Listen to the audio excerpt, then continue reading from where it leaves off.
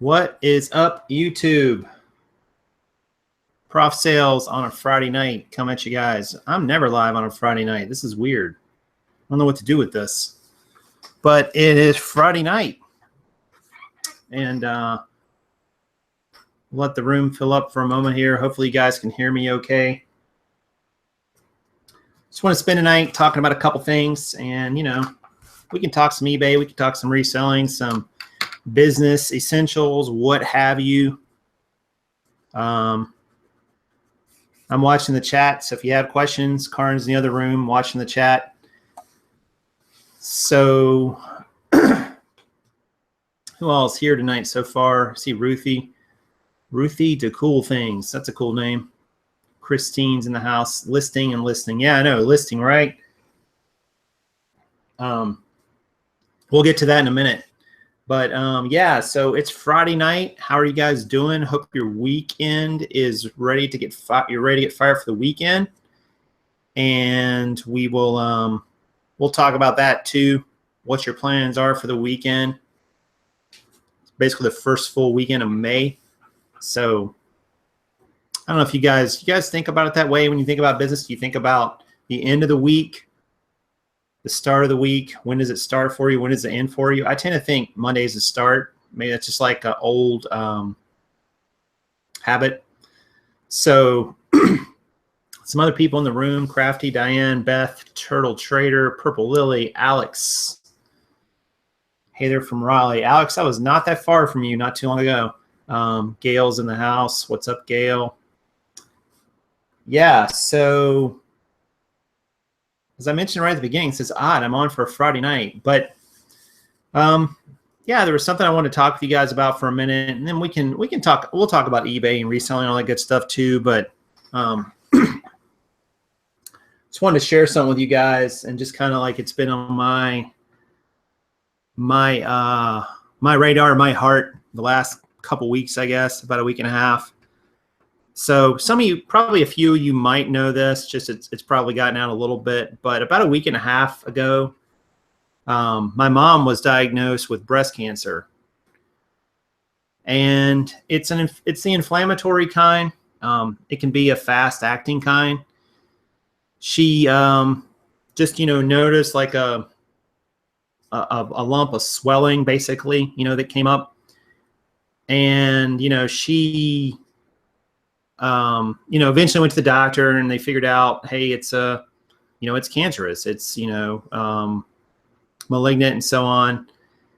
And it's been a hard 10 days, honestly, after that.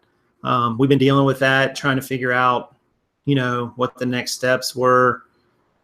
And my mom's had a lot of chronic issues for years now. But nothing really like on this level. And for sure.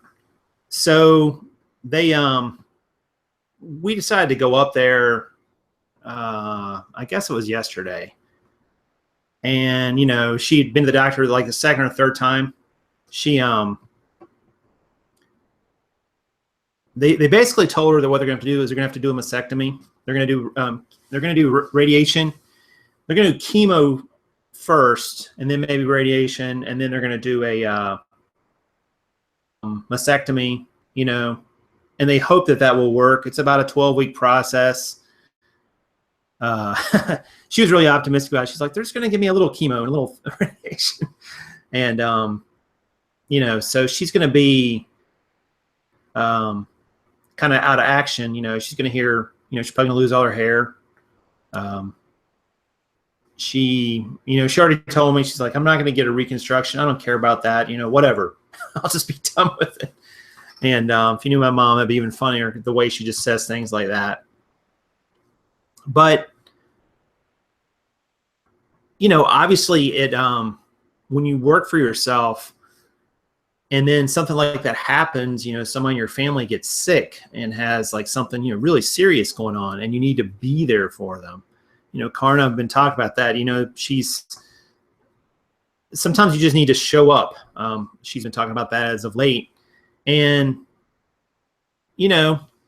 that's what we did. We went up and we showed up.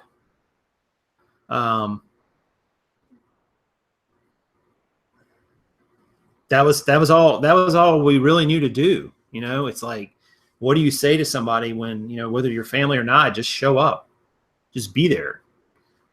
And, you know, hope that somehow that's like enough. Which, you know, maybe it was. I think it was for her.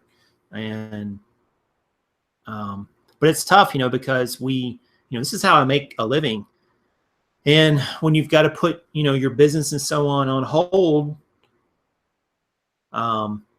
it's tough because you got to figure out a way to, you know, still make income and still have sales coming in and still do all the things you need to do. So it was interesting. Karn and my parents live about 3.5 hours away. And we decided to take yesterday and drive up there. And, you know, it was one of those things where we just decided to stop along the way and source. And it's weird because, you know, the sourcing was like, it was something for business, but I guess there was probably a point where it also became like a good distraction, as crazy as that sounds. And, you know, so I used the time to sort of distract myself from, you know, what was happening or going to see her. I mean, it wasn't like she was going to instantly be sick and worse and all this, you know, she's pretty much in the same state. But I knew, like, seeing her for the first time since I've talked to her about this, you know, it would kind of make it a little more real. And I knew that she was going to the doctor yesterday to get, you know, sort of like, you know, what she was going to, you know, what the next steps were. And she thought they were going to do the surgery right away. She was going to be done with this in a week or two, which is not the case. But I don't know. It was odd to find work as like not even just a, hey, you know, you've got to go do this to feed yourself and take care of your family and these things, but also it was distracting me from, you know, the bad things that I knew I had to face, but I didn't really want to face. Like, I don't know. It was weird. Maybe some of you guys have had similar experiences where, like, you were given some bad news or something, you know, something tragic has happened or is happening. You know, I think that's the worst thing about diseases and things like cancer, because they don't hit usually suddenly. They're like this slow burn. And, you know, hopefully this one's going to flame out. Hopefully she's going to go through the treatment. She's going to get the surgery, and that'll be that. But there's no guarantee. There's not even close to a guarantee. And I know that. And strangely enough, she's probably more optimistic about it than anybody. I don't know. It was really weird, guys, just to, you know, I knew I had to go up there. It's like, man, it was weird. Like, going up there and working was like, it was accomplishing the goal of doing what I need to do work-wise, but it also distracted me, maybe even made me work a little harder at it. Like, Car and I went pretty hard yesterday. We had, I don't remember how many stores we had. We didn't get up there. We left here at like 10. And like I said, it's about a 3-hour drive, a little over 3 hours. And we didn't get there till like 7:30, you know, just between the stops and so on. And we went to places we'd never gone before. It was pretty cool. Like, we were able to do a lot, you know. My mom, like I said, I mean, my dad was happy that we were selling shoes now. He's like, I'm glad you're not just selling jeans. I'm like, all right, Dad, thanks for that. It was really odd. I'm like, what? I'm like, I don't think he's ever even been on eBay or Amazon or anywhere, but he was glad I was not selling just jeans. So, you know, tiny victories, I guess. But it was a good trip. And, you know, we came back today. We actually kind of took our time today, and we came back through some areas we hadn't been before either. It was funny. Karn and I, I didn't want to go to this one last store today because I was already tired. I was like emotionally spent from the day, and the last 48 hours I was tired. I'm like, I kind of just want to go home. But there was one more store we were going to hit, and it was kind of off the beaten path. And I'm like, this store's going to suck. It's out in the middle of nowhere. Nobody probably even drops off crap here. There's no money around. I'm like, I came up with every excuse in my head why it would not be good, and it was great. It might have been the best store we hit out of all of them. Kind of like an untapped treasure. And no, I'm not telling any of you where it is, but I'll have to hit it again next time up that way. But it was great, and we got tons of great shoes on it. I was touching base with Tino the whole time, and letting him know that what we were doing, what we were getting. Shoes are great. We probably, how many we get, Karin, you think? A million. Karin says we got 1 million shoes on this trip. I don't think we got 1 million, but I bet we got 60, maybe even 70. We pulled some shoes, guys. I mean, that is more shoes than we have found total so far. We really went after it, and we found them, which was cool. We found double-digit shoes to sell in lots of places. And the cool thing is the shoes were cheaper up there. They were like $3. We went to an outlet that I'd never been to before, a bin store. And, bin stores are usually by the pound. And the shoes, the weight was $1.39 a pound at this outlet. But the cool thing was, but I looked up and it said shoes are not included in the weight count. I was like, oh, that's kind of a bummer. And then right beside it, it said shoes are $1.50 each. And I was like, that's cheaper than they would be if it went by weight, because most shoes are over a pound. So that actually turned out to be great. We got about 7 or 8 pair, I think, out of that outlet, and had a retail store right beside it. So we pulled, a few more pair out of that one. It was really cool. So shoes are going really well. I can't wait to get these up listed. We're thinking about doing a big, huge photo and a little bit of a shoe. You guys know I'm not a haul video kind of guy, but oh man, it's like when you start sourcing that new thing, you feel like you have to share it with everybody. So we might do a video like that where we share all the shoes with you and so on, which would be kind of cool. I think, kind of go through some of them, what we were thinking. We're probably not thinking straight on some of them, I'm sure. But anyway, but thank you guys in the chat. I see people. I'm probably not gonna be able to respond to everybody, but I see you guys sending prayers and so on, which I do appreciate. I dealt with my grandmother dying probably about 4 years ago, I guess that was now, maybe 5 years. And it was rough, and she had a bad quality of life the last 10, 15 years of her life. Really, it wasn't so great. And she had dementia and, a lot of health issues.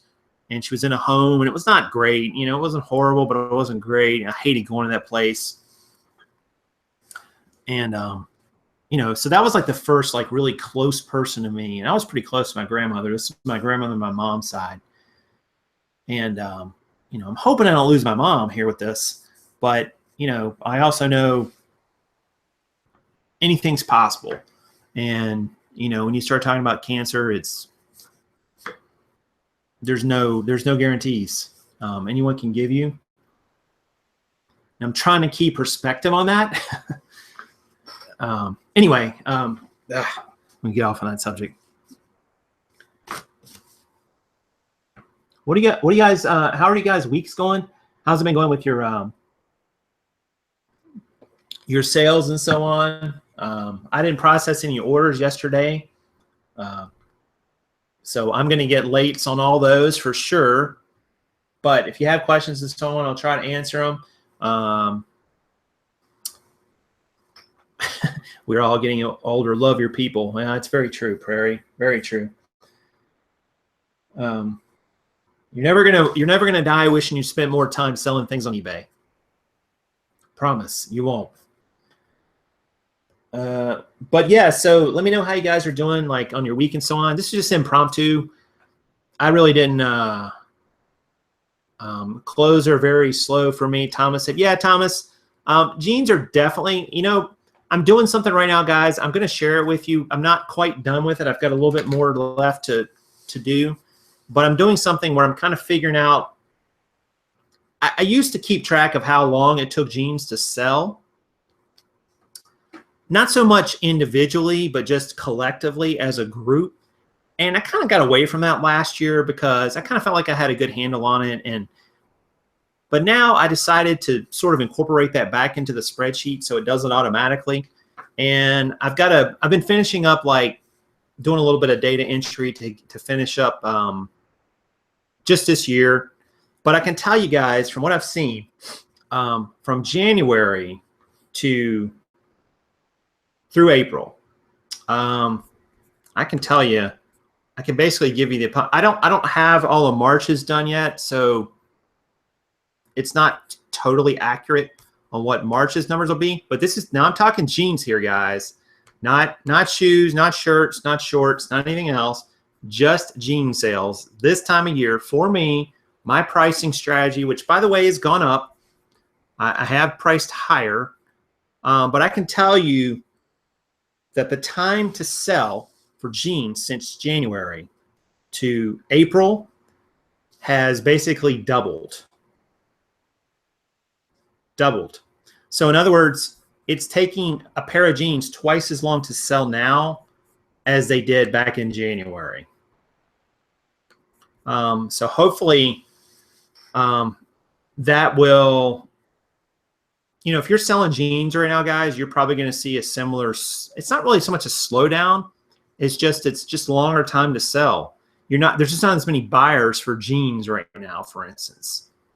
And I'm going to do that for everything. I'm going to do it for shirts, shorts, shoes. It's not really that hard to do the way I have it set up. It just automatically kind of does it.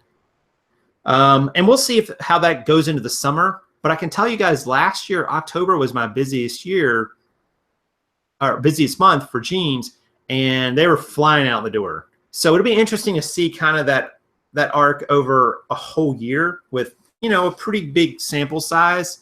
But I can also tell you guys too, part of that slowdown is because I increased my sales price for some of my more home run brands. I'm trying to hit more of the top end of the market, which I would say on face value, let's say you got a pair of jeans, guys, that the majority of them sell for 17 to 20 bucks. And then you've got a fit or a size in that pair of jeans that maybe goes for $25 or $30 and does sell for that total, but that's maybe only 10 or 15% of the buyers. It's going to take it longer to sell just by definition. You've got to find that 1 in 10 buyer who's going to come buy it. Whereas if you're in that, $17 to $20 range, there might be, 3 out of 10 buyers that would buy it, or 4 out of 10. Well, they're going to see there's more of those available. So part of it is I've raised my pricing strategy a little bit on some brands. Part of it's the time of year. I think it's all those factors.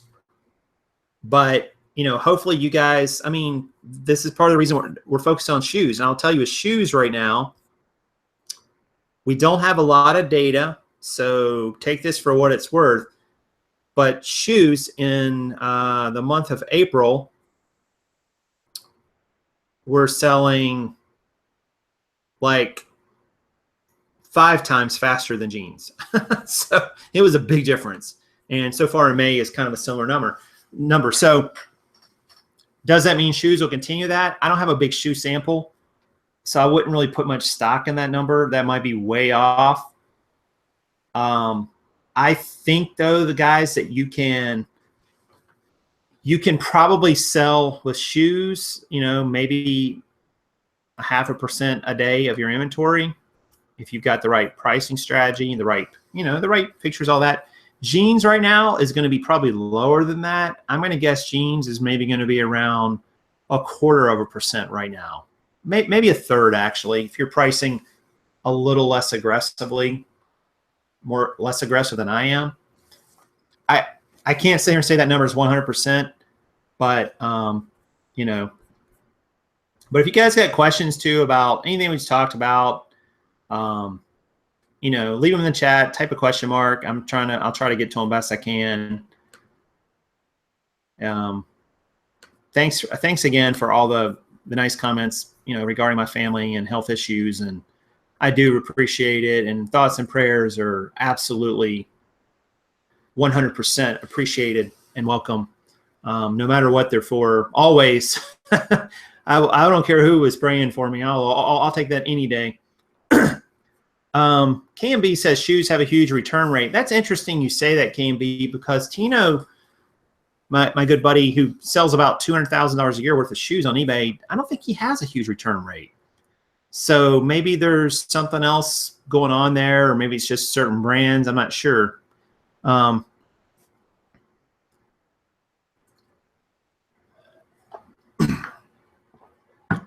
Thomas said he lucked into some beautiful lady sweaters the other day. I put them in plastic and list later. Yeah, if you can hold it, why not? What percent do you think daily on just clothing in general? Oh man, reseller, that is a great question. I don't know, like that really, I can't really answer that question because it would really depend on your mix right now. I don't feel like I have a good answer to that, reseller, so I'm not going to answer that and give you some weird number that I'm just pulling out of my butt because I honestly don't know. Oh, by the way, guys, I'm so sorry we missed I forgot to mention this. We missed our 10 at 10 today and our recap show at 2 o'clock, and that was because we were on the road. We'll catch back up Monday, more than likely. So if you missed those, 10 at 10 has been awesome and a lot of fun. If you haven't checked those out, check them out. They're great little, just, you know, 10 to 15 minute videos on, you know, a subject. And we've got a bunch more we can do for those. And I think people have really been liking them. Lots of great feedback on them. The one on inventory has gotten a lot of interaction. So check that out if you haven't seen it.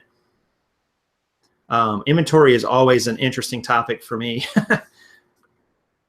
Thrift shops are always busy my way. Can it be affecting online sales?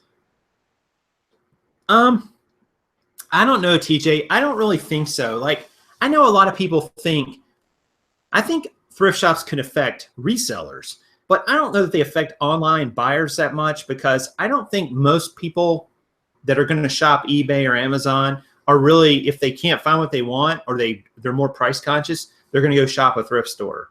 I don't feel like that's really their customer.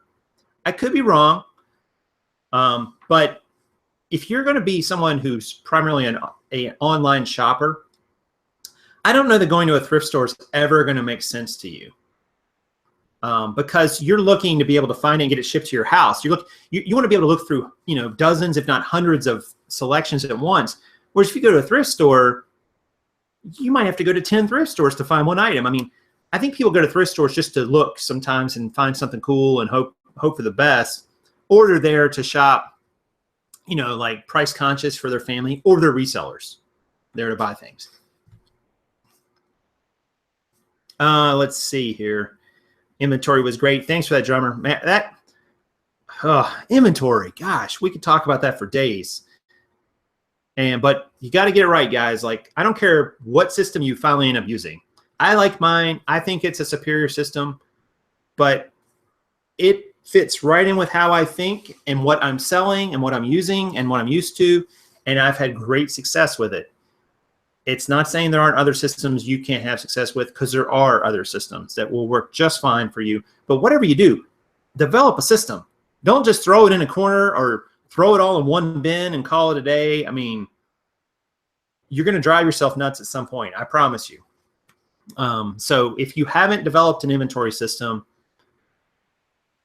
you need to develop one. I don't care if you got one item or 1,000 items, because I told Karin this yesterday or today. I said, here's the goal. Develop an inventory system, whatever it is, that if you grow beyond your current listing total, that it can grow with you and you don't need to completely reinvent it.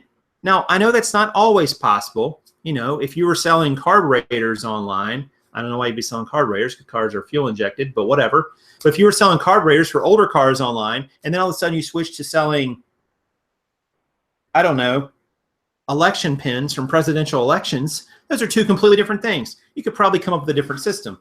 They're bigger items, but ultimately you want a system that can store stuff where you can find it. And if you can do that and you can consistently find your items in a quick, efficient amount of time, it works. It doesn't matter if it's my system or somebody else's system. It works. But it's so important, I think, to come up with a system. And I think you should do it right now if you haven't done it. Start now. Start developing. Figure it out. You will thank yourself later. You won't thank me. You'll thank yourself, because when that first time when you go to find something and it's not where you thought it was, and your system saves you, you're gonna be so thankful that you came up with a system, because there's nothing worse, guys, than having to tell a buyer you can't ship them an item because you can't find it. That's a bad place to be, and eventually you could lose your selling status on eBay if you have enough of those. So you don't want to do that. Anyway, let's see what else is going on here. What are the questions we got? We revisited. Yeah, thanks, Karin. Visuals, those were good. Let's see. Inventory is essential, or it will make you go insane. Yeah, it really will. Can you imagine, guys, the big stores, the Best Buys and the Walmarts and the Targets and the Amazons? Can you imagine if they didn't have inventory figured out? If they were constantly trying to like wing it? It'd be impossible. It'd be impossible. Like, that's something they have to have figured out. They cannot screw that up. Or how about FedEx or UPS being able to route a package around? You got to figure that out. Like, it's critical to your business. Let's see. Just use the Prof inventory system problem solve. That is not my system, by the way. I cannot take credit for that. When I researched inventory systems, that was probably over 2 years ago, I found, and I looked at several, but I found that example online for a warehousing system, and I thought, that's pretty much what I need. I just have a small little mini warehouse right now that I need to set up, and it'll grow with me, and it did. So, I didn't really come up with that, but thanks for the credit anyway. How many active listings you have right now? Fellow Stephanie Starr asked. That's a good question. I've sold a bunch of things in the last day or so, so I haven't kept up with it, unfortunately. I have been out of town and dealing with some family issues, but as of right now, 1288. So, oh, excuse me. Actually, I got 23 unsold I need to relist, so 12 and 11. So it'd be 1311. 1311, which is pretty good. That's what, we're kind of still growing our total up there, but I'm happy with that. What up, Mr. Steve Raiken? How you doing, buddy? I cannot wait to, I'm going to get to meet Steve for the first time in July. So shameless plug here for the green room, which I'm sure you'll appreciate. But we're having a meetup down there in July, and it's going to be a fun. I'm going to be there for 4 days and meeting him and Bonafide and all those guys. So I cannot wait for that. That is going to be an awesome event. And Tino, I'm going to get to meet. My friend, my buddy Luke, here locally, is joining me. Luke, Endless Entrepreneur. So check him out. Tino, the Soul Advisor. His channel is on YouTube as well. And that's going to be a great event, guys. And, if you haven't gone to a reseller meetup, whether it's with a group that you're a member of or just a bunch of people in your town, your city, do it. Do it. You're going to learn from it. You're going to make new friends. You're going to network. And, the green room is like a nationwide, if not a worldwide group. I cannot wait to meet some of those guys, because there's some heavy hitters in the green room that I've been looking forward to meeting for quite a while, including Steve. So it's going to be great fun. Let's see. How many do you sell daily? How many what do I sell daily? Items? It kind of depends. Right now, it's probably averaging on 1,300. It's probably averaging like, I don't know, 8, 9, something like that, 10 maybe. And it varies during the time of the year. Like in the in the fall, it'll be quite a bit higher. Right now is a slower time of year for clothing resellers. It's lower. Kind of depends on how many I'm listing to. If I'm listing, that seems to give me a bump, seems to give me a push. A lot of people believe that. I actually believe it. Can't prove it, but it's just good practice anyway. Amazon is starting to weed out the small scale resellers. I'm moving to eBay. Do you think there'll be another platform that actually compete with eBay in the future? No, I don't. And the reason I say that is because when you're talking about eBay and especially Amazon, to compete at that level, you need deep, deep pockets. I do think Jet.com on Walmart, because they hired the guy from Jet.com who was in business with Amazon before he left Amazon. They bought out his companies.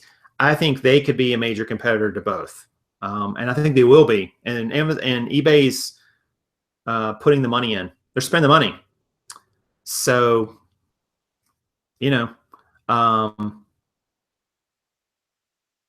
but to get off the ground and be a player and compete with eBay, whew, man, you're talking a lot of money to really, and to get that kind of reach that quickly, and to become, you know, even the Poshmarks and the Etsy's of the world who've been around for a while struggle to get anywhere kind of that traffic and traction. I mean, it's just hard, you know. I mean, there's only so many eyeballs out there for online sales. I do think it's growing because more and more of the world is buying their things online. I think that will continue to grow. There's room for more, you know, the market to expand, but to come in and play at that level right away, very difficult. It's like, hey, it's like deciding you want to go start a cable company and provide cable and internet service to people. I mean, you're talking tremendous amounts of money to do that. Let's see. Other people here locally. Christine Martinez is not too far away. Nice. That's cool. Is Jason in a timeout? Not exactly. That's one way of looking at it, right? Yeah, Christine, yeah, we are planning a meetup. I don't know what the heck we're going to call it. We need a good name. We're planning a meetup. We're trying to figure a perfect time, whatever that means, here this summer, when people can just get together here in the Charlotte area. We're just going to get together, maybe go hit a restaurant, and then go hit some stores. Pretty informal, you know. Come, maybe we'll try to do something the night before. We're not going to rent a hotel or anything like that, but you know, we're not going to be as fancy as some of the other events out there. But it should be fun. You know, it's just going to be a meetup. You know, and we'll network and get to meet everybody. It'll be pretty cool. But we're trying to figure out the best time to do that in the summer, and trying to, like, with our schedule and the other schedules, some other events are going out there. There's no perfect time. Whatever time we pick, it's not going to be right for some people. And, you know, just is what it is. eBay is making a push with more commercials. They certainly are, Upstate Thrifter. I agree with you. I've seen and heard several. I've heard commercials on the radio, which, go figure. Do you think eBay will implement restrictions placed on certain brands like Amazon does? That's a great question, Alex. I mean, they have a Vero program already where manufacturers can say, hey, I don't want these people selling my stuff because, you know, whatever. I think eBay will maybe always be a little less strict than Amazon on that. Amazon has really become draconian the last few months. And I think that, you know, counterfeits and things like that are a problem. No question about it. Nobody wants to buy counterfeited goods. Nobody wants to sell counterfeited goods on their e-commerce platform. I don't blame Amazon and eBay for taking steps to make sure that what's being sold on their platforms is legit and real. However, you know, unless you're going to go to this model where you're only buying from approved manufacturers and distributors who've gotten permission from the actual creators of these products and the people who manufacture them, you know, you got to have some leeway there for third-party sellers. And some things just don't make sense. Like if I'm selling a one-off of a pair of shoes or jeans, could I be counterfeiting and selling it? Yeah, but I'm not going to try to sell just one. I'm going to try to sell 500 because I want to make a lot of money. I'm not going to make that much money on one pair.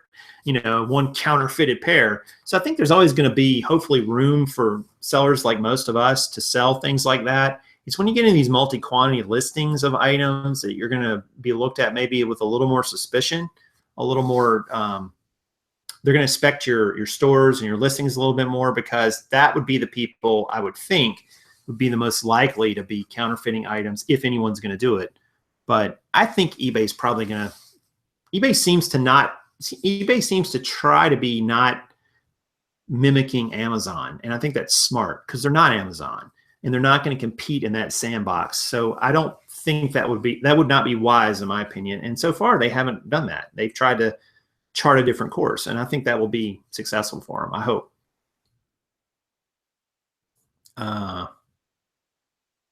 Is the Restore in Charlotte any good? Not a huge fan, Jennifer, but it's just never been stuff that I've been selling a lot of times. But I think there are some deals to be had there. So it just depends on what you're sourcing. But I have not been in them much lately in the past year, really, or two. So I really don't know. Thomas says, I wish you two would shoot down here on the 17th. The 17th of what? June? Yeah. Yeah, the 17th is, yeah, we have that concert on the 15th though. So I don't know, we could really go anywhere on the 17th. Be a little trickier. I mean, it's possible, but out with my mom either, honestly. How much I'm going to be going up there, I don't know. We'll see. Do you guys do any retail arbitrage? I have, Beth, but I've not been doing much of it lately. Nothing wrong with it. It's great. I mean, it's a great model. I think it's probably, from what I've heard, gotten a little more difficult. And sometimes you get in this wicked race to the bottom on Amazon. I don't know if that happens as much on eBay, just because of the structure of eBay and the way it's set up. Can someone do a quick recap? Yeah, that's going to be a little difficult. The first 10 minutes was a little depressing probably for some people. Let's see. What best to do, eBay, program, valet, or store? Those are two different things, Stephanie. The valet is where you're having people sell things for you. A store means that you are listing your items, and the store gives you some additional features and benefits like discounts on fees. It gives you the ability to run sales that you don't have otherwise. It's not right for everybody, depending on how much you're selling and how many items you're going to be listing each month, but it can be valuable. I do have a store, but anyway.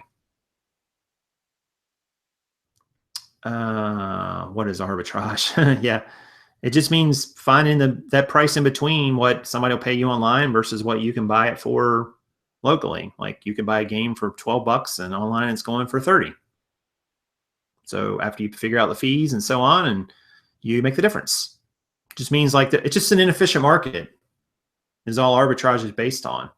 Really, you could argue that's all reselling is based on. I would argue in some ways. I mean, what's the real price of, a pair of silver jeans Suki 27 by 33.5s? I don't know, but people on eBay seem to think it might be worth, 30 bucks. Goodwill thinks it's worth $4.99. Am I arbitraging that when I pick it up for $5 and sell it for 30? Kinda.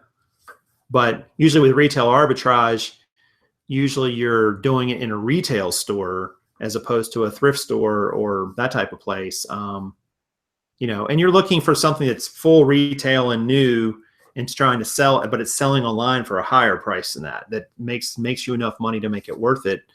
But it's, what we do in a thrift store is basically the same concept. It's an inefficient market. There's buyers somewhere who think that item is worth more than what the sellers think it's worth over here. So we pick it up from the sellers, we buy it, and we sell it to those buyers over there, and we keep some of the difference. There you go. Let's see. Man, that was a long explanation. I need to tone it down. We'll take a few more questions here and talk for a little bit more. I didn't really even plan to be on this long. Let's see. There's some other comments I'm sure I missed. Salvation Army auctions used to be good in Charlotte. It made college money that way. Yeah. You know, too, Thomas, I think that the Restore does auctions in some places, silent auctions, but they do auctions as well, which can be good. But the problem is usually you can't always see the items real well unless you get an attendant to come over and give it to you. Like sometimes they'll have them in a case at one of my, I know at least at one of my Restores here locally, they do that. They put them in a case and you can just look down through the glass and see the item, but you can't really look it over for cracks, or maybe if it's got a model number on the bottom, you can't see it. You know, I don't know. It's kind of a pain.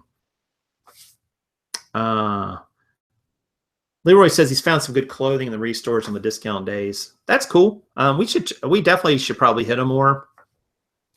They just never have been that great for clothing in the past, but you know what? I have not been in them in a while, so I need to get my butt over there and check them out.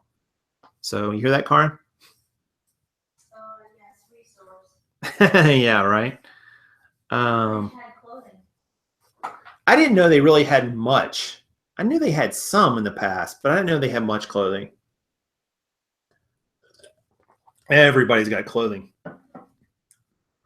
I tell you though, it was nice guys buying those shoes today for $3.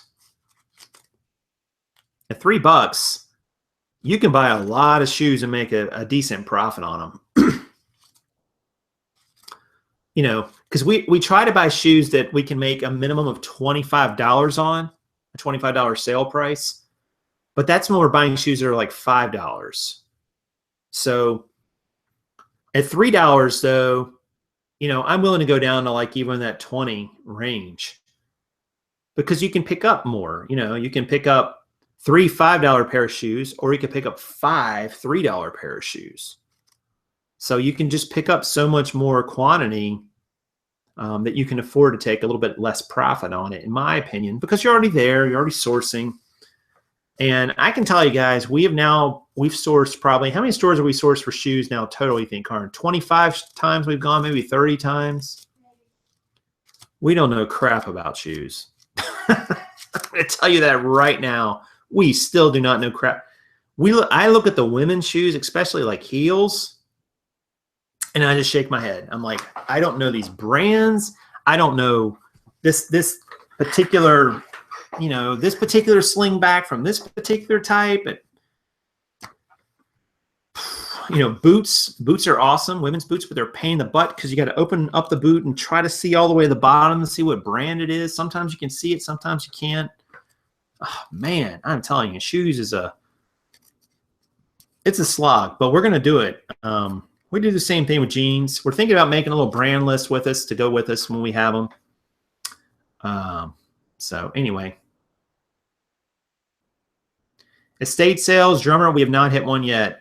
We thought about going to one tomorrow, but because we missed a whole day of like listing productivity and, you know, that sort of day today, we'll probably spend tomorrow doing that, quite honestly, because I haven't listed anything since Wednesday. And I'm not probably anything listed tonight either. I'm kind of mentally a little bit too fried to do that right now, but we'll get back to it. You know, we had to go take care of this family issue. Let's see. Yeah,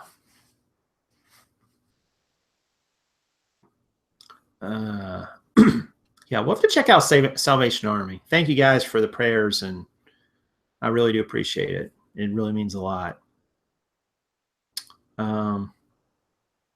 Jennifer hit some church yard sales and bought 15 pair of shoes. Wow, at $1 each. Isn't it great how you can get shoes for $1 each at yard sales?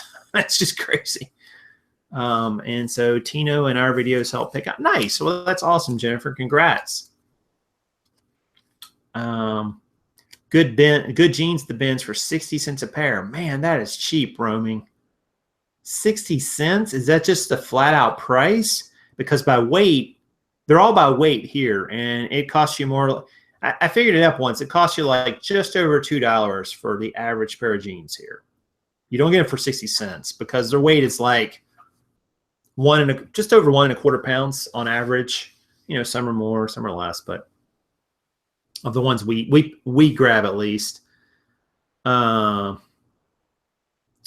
So you can't lose at that price point. I mean, you could sell $12 pair of jeans all day long if you're getting them for 60 cents and probably net $6-7 a pair on them, maybe even $8.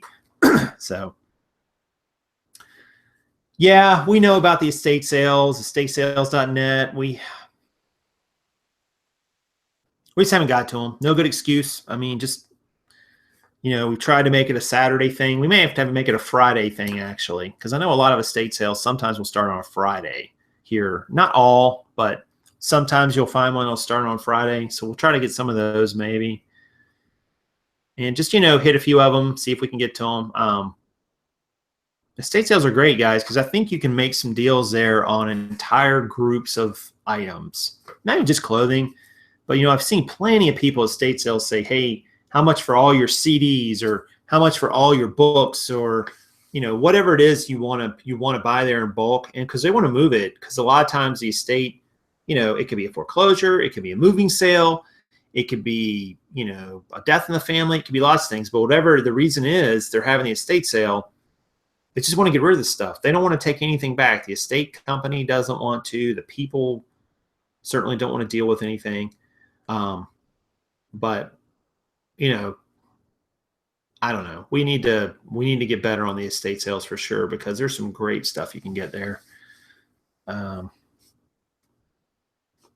Anyway, I'm sorry if I missed any questions, guys. I'm sure I did, because it was at one point it was flying by pretty good. There's like 80 people watching, so thank you for that. Yeah, Beth says she's been on a buying hiatus. We probably just now we've almost bought enough of our shoes for the month. I have kind of a number in my head I want to get to by the end of the year. I really want to be up around 500 shoe listings. I think if we're at that number, we're going to do some good volume on that. I think we can sell, I think at the end of the year, we can sell maybe 5, 6, 7 pair a day. And that'll be good money. That's thousands of dollars a month in profit. No question about it. So we would be pretty happy with that, with 500 listings of shoes. Like, not just any shoes. You can't just go crazy and buy everything out there. You got to get them for the right price. They got to sell for the right price. But we found some home runs in the last 48 hours, guys. We'll share them with you. We definitely found some good ones that I was surprised. A couple of them, I'm like, I have no idea what this is. But shoes are awesome. So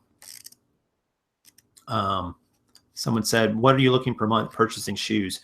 We started out, we want to list 100 a month. So you probably have to buy somewhere around that amount, a few more maybe, because you might have a couple fall out for defects and what have you. And at first I thought that was going to be impossible to do. Not impossible, but just very difficult. We weren't really getting the quantity around here we thought, but after this last trip, I'm starting to rethink that and think, I think we can get some big quantity if we just do this the right way. And really, we're probably going to head out of town again maybe next week and hit another, and we'll focus on shoes. We would focus on shoes. This is what we did these past 48 hours, guys, just so you know. Simple strategy. I already told you jean sales are slower right now this time of year. So we focused on shoes. We went through every pair of shoes in the store for adults, looked at all of them, looked up a bunch and then pulled some. And then we went very quickly through the jeans and looked for home run jeans. I literally looked for jeans because we were having to buy some at like $5. Some were cheaper. Some were like $4.50, I think, or $4.35 maybe. It was a weird price. But we were looking for jeans that would sell for $25 and up. That was my criteria. If they didn't sell for that amount, I didn't pick them up. So we were just trying to preserve capital for, shoes, and it worked. I can go through shoes. I can go through jeans super fast if you tell me, hey, only pull the brands and fits that'll go for $25. I can go fast. I mean, I can fly through 200-300 pair of jeans. So it worked. And we did get some jeans. We didn't get a tremendous amount, but they'll be good. Like, they'll sell for good money, no doubt about it. And then the shoes we got were great. So as well. So we pulled, you know, probably 60 pair of shoes. We'll count up tomorrow. Like we ran a room in the trunk. It's on the back seat. It's crazy. One thing I did learn with shoes, guys, and Car and I got to get better about this. Okay, bring hand sanitizer with you and bring some gloves, because we were at the bins, like literally digging through this big, huge bin of shoes. And I'm like, this is disgusting. There is like no other word for this. Like, these shoes are dirty and dingy, and God only knows what's on them. So, you know, when you go to dig through shoes, especially, you're going to get dirty. So bring stuff to clean with. We did not. We were not prepared. And they did have hand sanitizer at that bins, thankfully. And I think I might have used it twice. It was crazy. But anyway, let's see what else is here. Are going to use any storage like boxes for the shoes? Hard to stack like jeans. Yeah, we showed it in our inventory video the other day, roaming. But I got to tell you, I was thinking about it a lot on this trip. And the way that Tino does it with just flat out shoe racks in his garage might be the most efficient use of space. He has 2,000 pair of shoes nearly in his garage. So when you think about the space and the reason the shoe boxes are great, they're sturdy, and that's what you'll ship them in a lot of times. But the problem with them is I'll show you. So here's the shoe box, right? But the problem is that it would actually be, see it a little bit better. The problem with shoe boxes in storage that I started to think about tonight was this.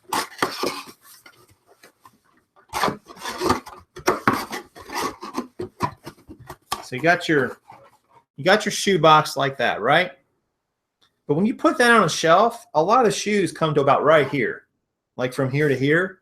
So all this space is lost, which doesn't seem like a big deal. But when you add this up and then you go across the room and across the room and across the room, all of a sudden you've lost, if you did several shelving units of this, if you had shelving units that had to be this long, even though you're not using this much of the space, you've probably lost, you know, 2, 3, 4 feet of linear space, which is a lot. And, you know, I can go pretty high with these on a shelving unit. I can go 5, you know, I can go basically 10 boxes high spread over 5 shelves. But because I'm losing this extra horizontal space on every box, it's not really being used for storage. Really, most of the shoe is right in here. It's not that efficient. So just having them on a shoe rack and angled and going up like on a traditional shoe rack, I think that might be the best answer. You know, sorry, that was a long answer, but I don't think we're going to keep using the shoe boxes, just because I just don't think it's a great efficient use of the space. And it doesn't sound like a big deal, but when you start multiplying it out and you start thinking about having 500 shoes or 1,000 pair of shoes, maybe cut the box, but then it adds processing time. Yeah, that cuts you cut the box, but the box is what you ship it in. So you really don't want to cut the box sometimes. I mean, you want to have the box intact. Shoes will fit nicely in these boxes. I mean, they're made for shoes. So they can be put in there. You can put a little bit of packing if you need to. You could wrap them, whatever you want to do, or nothing, depending on how the shoe is. I mean, they're a great box. I mean, they're really a nice box, and they're free. But if I have to cut them, now I've cut them off. It's like, then this end's got to be sealed again. And I don't know if the post office would take it that way. They might not. Who knows? I guess they would. But yeah, I like to process the shoes and store in the box. Yeah, that's basically, I don't know. I don't know what we're going to do. But it's a roughly the same cost to buy shoe racks as it is to buy the black shelves that, you know, these boxes sit on. So I'm not really losing anything by buying shoe racks. I could buy a shoe rack. I could go 4 across and 10 high and get 40 on it, which is the same amount as I get on the big black racks. But the difference is The shoe rack will be like right here. Whereas this box sticks out this much further, and I'm losing all that horizontal space, you know, across the room. And that adds up. So, you know, it just hurts your overall. It's not an efficient use. Like the jeans that I stack on those black shelves, I stack them too deep and flip the shelf, you know, bring it out from the wall so I can walk in on either side of it. That's pretty efficient. Like it uses up the whole shelf for product. There's no extra space taken up by an empty box or part of an empty box. So I find that to be a pretty efficient use of the space. Could I probably put them in plastic and get them even smaller? Maybe. But I got to take the time and the expense to put them in the plastic. And I don't think people care about how they get shipped to them that much. Never once. I've never had anyone knock on glass complain about me shipping a pair of jeans to them in a padded flat rate envelope. It's a pair of jeans. You know, it's not a Fabergé egg. It's going to be okay. So it's not going to get damaged. And I think with shoes too, people don't care that much. Not as much as we as resellers do. I mean, they want to see you took some time and effort, but ultimately, if it's not moving around the box, it's not going to get damaged.